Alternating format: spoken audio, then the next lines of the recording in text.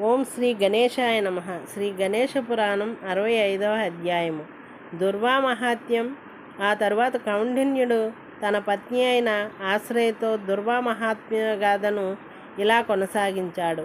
ఓ ప్రియపత్ని, ఒకనాడు గజాననుడు సుఖాసీనుడై ఉండగా త్రైలోక్య సంచారి బ్రహ్మ మానవపుత్రుడైన నారద మహర్షి ఆయనను దర్శించి సాష్టాంగ దండ ప్రణామం చేసి, ఓ దేవా, తమ దర్శన విశేషం చేత నా జన్మ సార్థకమైంది.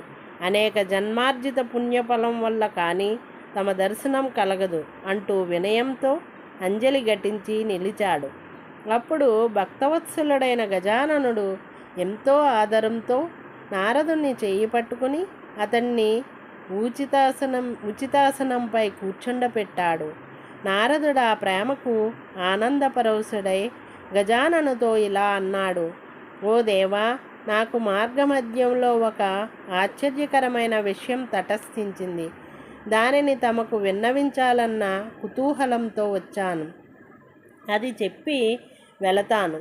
అప్పుడు భక్తజనమందారుడైన గణేశుడు చిరునవ్వుతో ఆ వివరం చెప్పి వెళ్ళమని అనుజ్ఞ ఇచ్చాడు. అందుకు నారదుడిలా చెప్పసాగాడు. ఓ ప్రభు, మిథిలా నగరాన్ని జనకుడు అనే రాజు ప్రజారంజకంగా ప్రజలను తన కన్నబిడ్డల కన్నా మిన్నగా ప్రేమిస్తూ పాలిస్తున్నాడు. అతడు సకల శుభగుణోపేతుడవటమే కాక గొప్ప దాత. నిత్యం అడిగిన వారికి లేదనకుండా దానమివ్వటమే కాక నిరతాన్న దానంతో ప్రజలు ఆకలి కూడా తీర్చే గుణవంతుడు. దేవతలను బ్రాహ్మణులను అనునిత్యం పూజిస్తూ ధర్మబద్ధుడై జీవిస్తున్నాడు. ఆ కారణం చేతనే కాబోలు, లేక తమ అనుగ్రహ విశేషం వల్లనో ఇంతగా ద్రవ్యమును వెచ్చిస్తున్నా అతడి సంపద తరగక బహుముఖంగా పెరుగుతూనే ఉన్నది. ఈ ఆశ్చర్యాన్నంతటినీ అతడి గృహానికి స్వయంగా వెళ్ళి చూశాను. అతడు బ్రహ్మజ్ఞానాభిమానంతో నన్ను కొంచెం అపహసించాడు. అతన్ని అభినందిస్తూ ఇలా అన్నాను. ఓ రాజా, నీవు ధన్యుడవయ్యావు.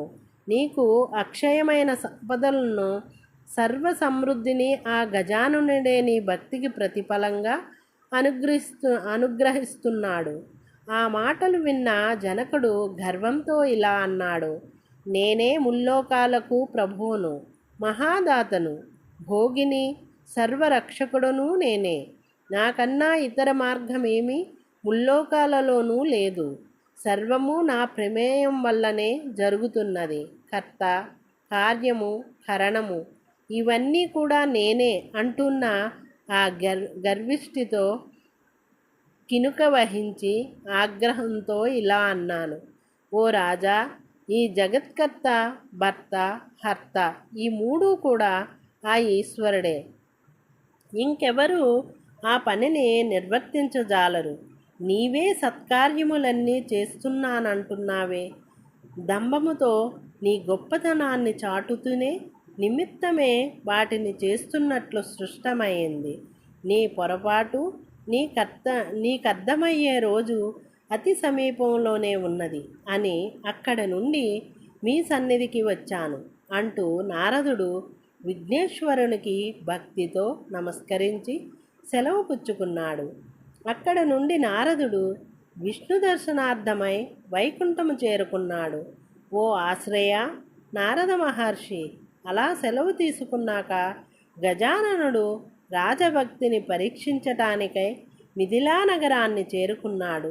శరీరమంతా వ్రణాలు రసివోడుతూ శరీరంపై ఈగలు ముసురుతుండగా చిరిగిన మాసిన వస్త్రం ధరించి ఓ బీద బ్రాహ్మణ వేషధారి అయి పడుతూ లేస్తూ రాజమందిరం వద్దకి చేరాడు.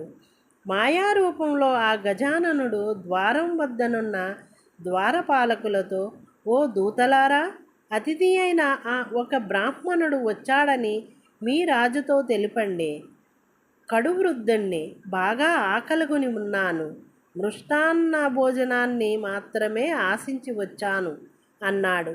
దూతలు ఈ వార్తను జనక మహారాజుకు ఎరిగించగానే, ఓ దూతలారా, ఆ వృద్ధుణ్ణి వెంటనే లోనికి తీసుకురండి అని ఆజ్ఞాపించాడు. దూతలు కూడా అతన్ని వెంటనే ప్రవేశపెట్టారు. ఆ రాజు దూరాన్నుంచే మలిన దేహంతో వంటి మీద వ్రణాలతోనూ వాటి నుండి స్రవిస్తున్న నెత్తుటిపై మూగే ఈగలతో జుగుష్సాకరంగా ఉన్న ఆ వృద్ధుణ్ణి చూసి, ఆహా, నన్ను పరీక్షించడానికి ఈశ్వరుడేమైనా ఈ రూపం దాల్చి వచ్చాడో ఏమో. ఏదేమైనప్పటికీ ఇతడి క్షుద్బాధను తొలగించి మనస్సును సమాధానపరుస్తాను అనుకున్నాడు. ఆ బ్రాహ్మణుడు రాజు దగ్గరకు వచ్చి, ఓ రాజా, చంద్రుని కాంతి వంటి తెల్లనిదైన నీ కీర్తి చంద్రికను గూర్చి విని నీ సన్నిధికి వచ్చాను. చిరకాలం నుండి ఆకలి బాధను తల్లడిల్లుతున్నాను కనుక నాకు కడుపు నిండా భోజనం పెట్టు. అలాగాని చేస్తివా నీకు 100 యాగాలు చేసినంతటి పుణ్యం వస్తుంది అన్నాడు. ఈ కథనంతా చెబుతున్న కౌండిన్యుడు ఇలా అన్నాడు. ఓ ఆశ్రయ, ఆ జనక మహారాజు బ్రాహ్మణుని పలుకులు విని కూడా వెంట పెట్టుకొని తన మందిరంలోకి తీసుకుని వెళ్ళి అతడికి సకల రుచులతో కూడిన భోజనం పెట్టించగా అదంతా ఒక గడ్డి పరకలా తినేశాడు. ఆ మాయారూపి ఇంకా ఆకలిగా ఉన్నదంటే ఒక పర్వతమంతా అన్నపు రాశిని వండించి పెట్టాడు. అదంతా కూడా ఒక ముద్దను తిన్నట్లుగా మృంగేశాడు.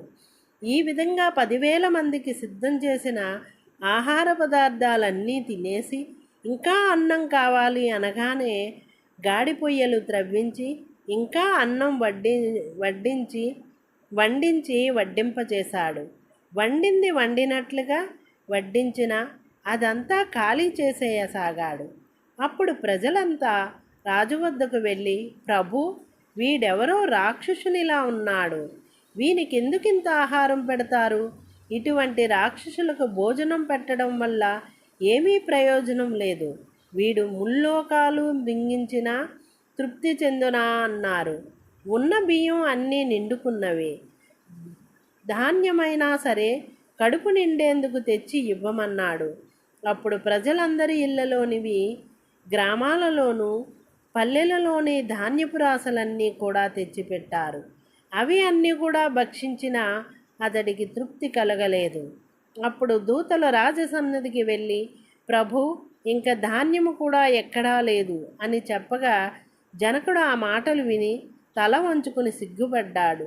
ఆ బ్రాహ్మణుడు, ఓ రాజా, నాస్తి తేస్తు అని పలికి గ్రామములో ఇంటింటికి భిక్షాటనకై వెళ్ళగా, ఓ బ్రాహ్మణోత్తమ, మా ఇళ్లల్లోని సమస్త ధాన్యమును రాజు ఎప్పుడో తీసుకెళ్ళిపోయాడు. నీకిప్పుడు అన్నం పెట్టుట ఎలాగా? కనుక వేరే చోటికి వెళ్ళు అనసాగారు. అప్పుడు ఆ మాయా బ్రాహ్మణుడు, ఓ జనులారా, జనక మహారాజు నిరతాన్న ప్రదాత అన్న కీర్తి విని తృప్తిని పొందగోరి వచ్చాను. ఆ తృప్తి కలగకుండా ఎక్కడికి వెళ్ళగలను అనగానే మారు మాట్లాడలేక ప్రజలు మౌనం వహించారు. ఆ మాయా బ్రాహ్మణుడు అలా తిరుగుతూ త్రిరోచనులు ఇంటిలో ప్రవేశించాడు. ఆ ఇంట్లో ఏ రకమైన వస్తు సామగ్రి, పాత్రలు కనిపించలేదు. ఇది శ్రీ గణేశ పురాణం ఉపాసనాఖండంలోని దుర్వామహాత్యం అనే 65వ అధ్యాయం సంపూర్ణం. ఓం శ్రీ గణేశాయ నమః.